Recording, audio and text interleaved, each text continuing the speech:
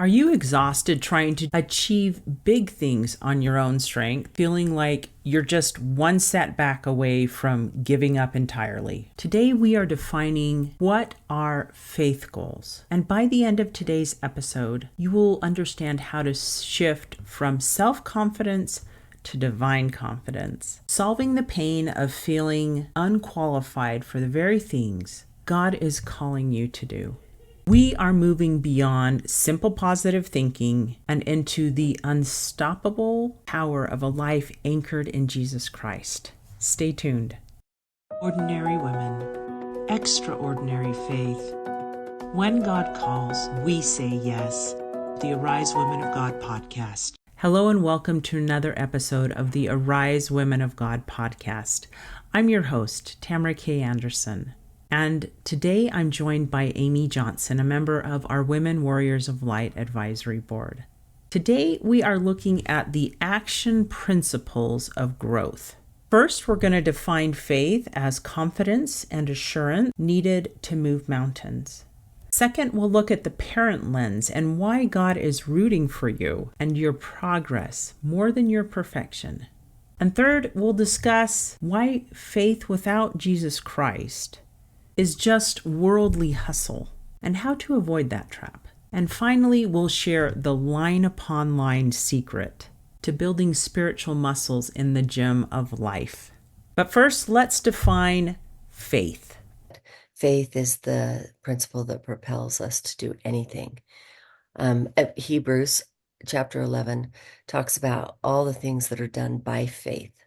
And in the New Inspired Version, Hebrews chapter 11, verse 1 says, "Now faith is confidence in what we hope for and assurance about what we do not see." And for me, I prefer that definition of what faith is. And so when I think about faith goals, I think about what goals, what things can I do that will help build my confidence in what I hope for and my assurance in what I do not or cannot see. It's so powerful to look at faith as confidence. But that confidence does not happen in a vacuum. It happens through a growth process that God is just coaching us through. Just like a parent watching his child take their first steps, he is cheering for every ounce of capacity that you build. Because I think it is God's goal for each of us to develop confidence in what we can do. I think that's one of the purposes of goals, right? Is to increase our capacity. And anytime we conquer even a small mountain, I don't know about you, but I always feel like, woohoo, look at that. Look at what I did. And I can't believe there's part of the disbelief, like, really? I did that? That's crazy, you know? But I think God wants us to increase in confidence. And the polar opposite's true, is the adversary does not want us to increase in confidence. He wants us to doubt ourselves constantly. So I think faith goals are important because they point us towards growth. And growth is what God always is pulling us towards. He wants us to grow. He wants us to improve. He wants us to become better.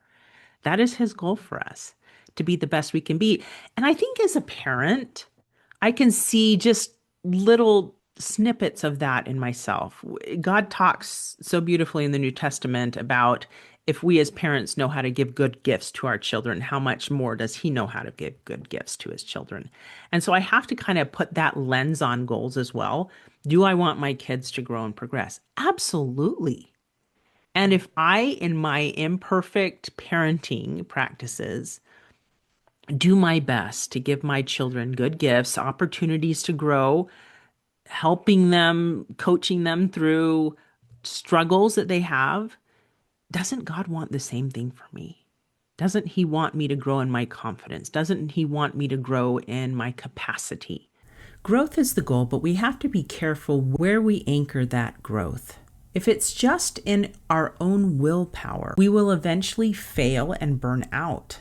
Amy is now going to share a powerful thought about why Jesus Christ has to be the center of every faith goal for it to be truly life-changing.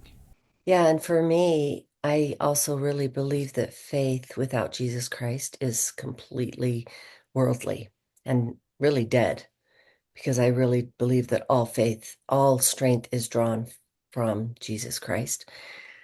And so when you think about this, faith is the confidence in what we hope for.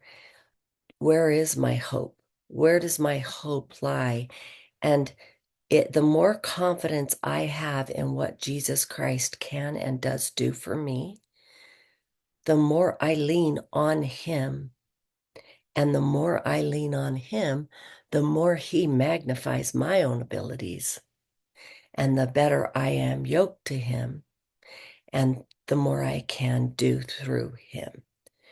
Because I think sometimes in my world, I get moving along and I forget that without him, I don't accomplish anything.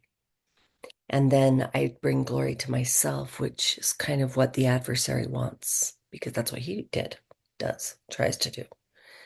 But in reality, having that faith that is the confidence in the things that we hope for and making sure that's anchored in Jesus Christ, that makes me unstoppable because he's unstoppable. When we are yoked to Jesus Christ, we truly become unstoppable because we are drawing from his strength, not our own. For me, this means taking my stresses and my frustrations to him in my journal and asking him, what is the best first goal for me to set today? So, what are things that help us grow in our faith in Jesus Christ? What are things that connect us better to him? And that's going to look different for all of us, right?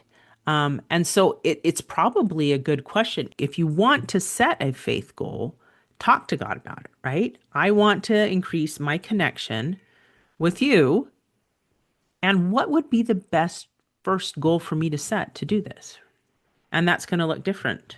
So right now I've got a faith goal to increase my connection with God.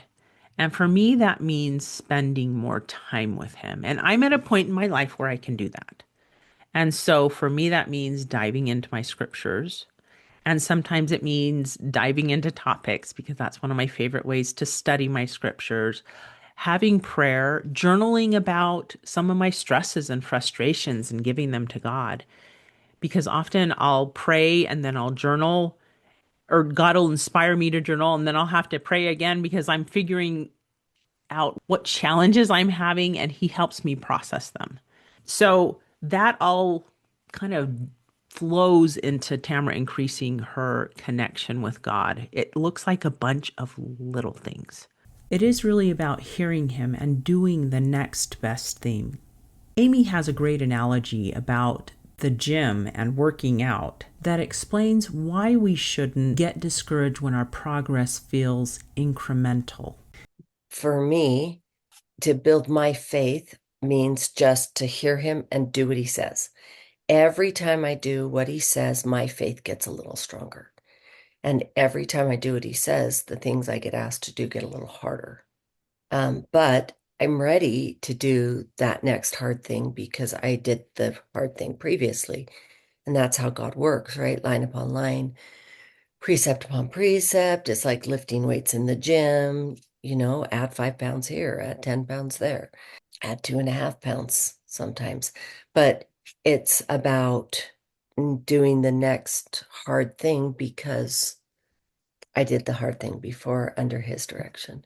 So for me, it's all about hearing him, what he tells me to do, and then doing it. And that makes me stronger, just like going to the gym every day.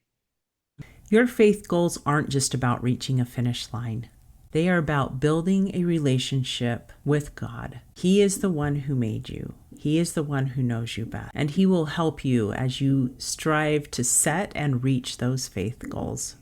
If you're ready to start building that divine confidence today, go download our free A Guide to Goal Setting for Christian Women. It features the sacred brainstorm we talked about today to hear exactly what he wants you to work on next. So, my friends, if you're ready to stop letting doubt hold you back and finally step into your divine mission, pray and ask God what your next right step is today. You have a divine partner who is so ready to magnify your efforts. Until next time, may you arise, do it God's way, God strong.